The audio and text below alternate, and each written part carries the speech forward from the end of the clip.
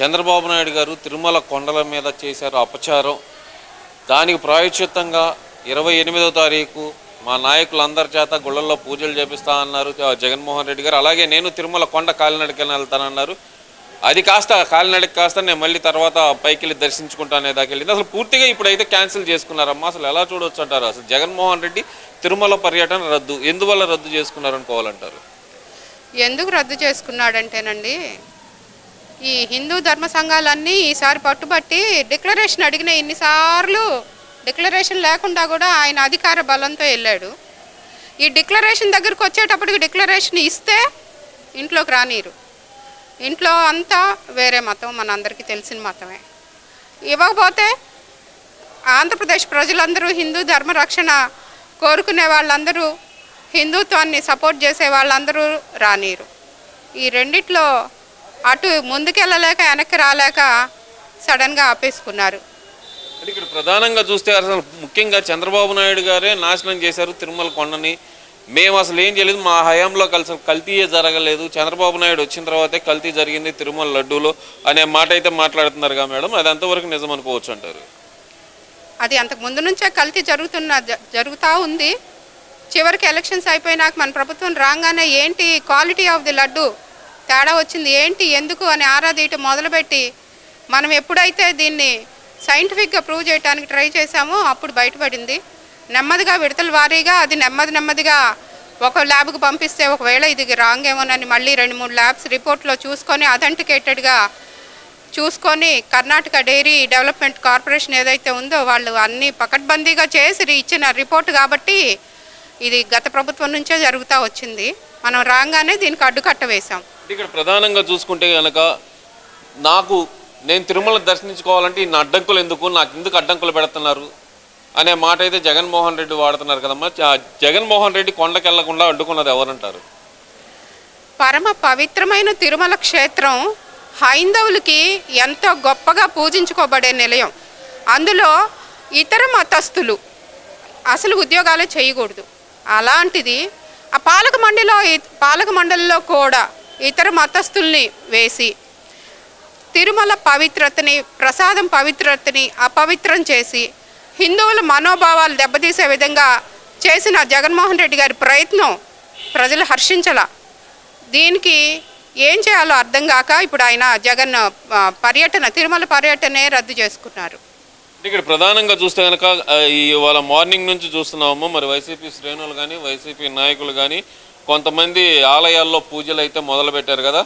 మరి అయితే దాన్ని ఎలా చూడాలంటారు? మరి ఈ తప్పు వాళ్ళేం మాత వాళ్ళు జరగలేదని చెప్పి మేము ప్రమాణం చేస్తామని చెప్పి మొన్న వచ్చారు. ఇటు లోకేష్ గారు ప్రమాణం చేస్తాను నేను సిద్ధమే అని ప్రకటించారు. అయినా సరే ఈ గొడవ ఎక్కడ దాకా వెళ్ళే అవకాశం ఉందంటారు? ఇక్కడ మతాల మధ్య చిచ్చు పెట్టే విధంగా జగన్మోహన్ రెడ్డి అసలు ఎందుకు ప్రవర్తిస్తున్నాడు అనుకోవచ్చు అంటారు? ఇదేనండి రాజకీయాలు. ఇప్పుడు భారతీయ తత్వం అంటే సర్వమత సమానత్వం. ఇప్పుడు దాకా అసలు మత కలహాలు లేవు, ప్రాంతాల మధ్య విభేదాలు లేవు, ఎన్ని కులాలున్నా ఎన్ని మతాలున్నా విద్వేషాలు లేకుండా శాంతి సామరస్యంతో జరిగిపోతుంది. ఎప్పుడైతే జగన్మోహన్ రెడ్డి గారు ఇంత అరాచక పాలనని ప్రజలకు అందించారో, అలాగే తిరుమల కొండపై కూడా ఇంత అరాచకాన్ని సృష్టించారో, ఎంతో సెన్సిటివ్ మ్యాటర్ అండి.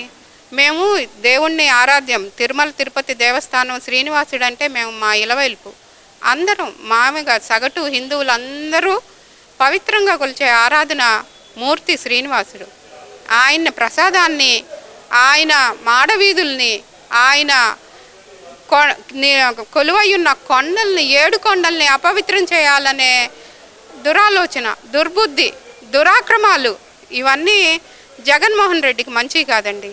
మతాల మధ్య చిచ్చు పెట్టడానికి ప్రయత్నం ఏదైతే ఉందో దాన్ని మేము తీవ్రంగా ఖండిస్తున్నాం. అంటే ఇప్పుడు ఆయన నిన్న మాట్లాడింది ఏంటంటే అమ్మ, ఒక మాజీ సీఎంలైన నా పరిస్థితే ఎలా ఉంటే కనుక సామాన్య దళితుల పరిస్థితి అలా ఉంది ఇక తిరుమల కొండ మీద అనే మాట అయితే ఆయన వాడారమ్మా. నిజంగానే దళితుల్లో దర్శించుకునే వాళ్ళు ఎవరు లేరా అమ్మ స్వామివారిని?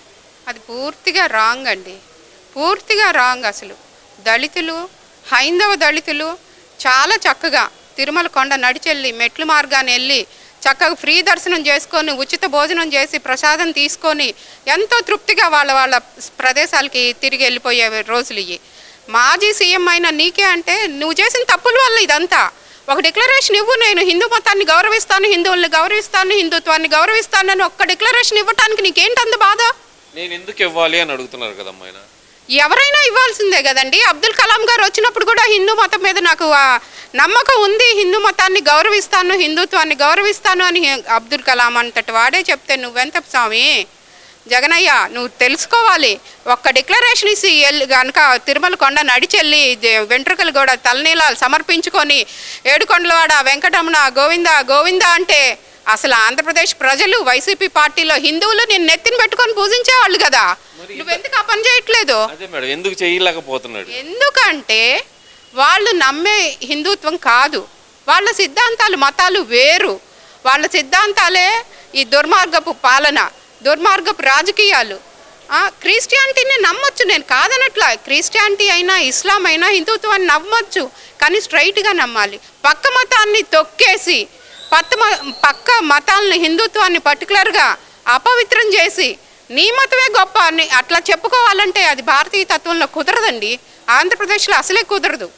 మరి నేను ముఖ్యమంత్రిగా ఉన్నప్పుడు కానీ, మా నాన్నగారు ముఖ్యమంత్రిగా ఉన్నప్పుడు కానీ 11 సార్లు నేను తిరుపతి వెళ్ళాను. 11 సార్లు నేను సంతకం పెట్టలేదు. అయితే ఇప్పుడు ఏమైంది? ఇప్పుడు నేను సంతకం పెట్టాలా?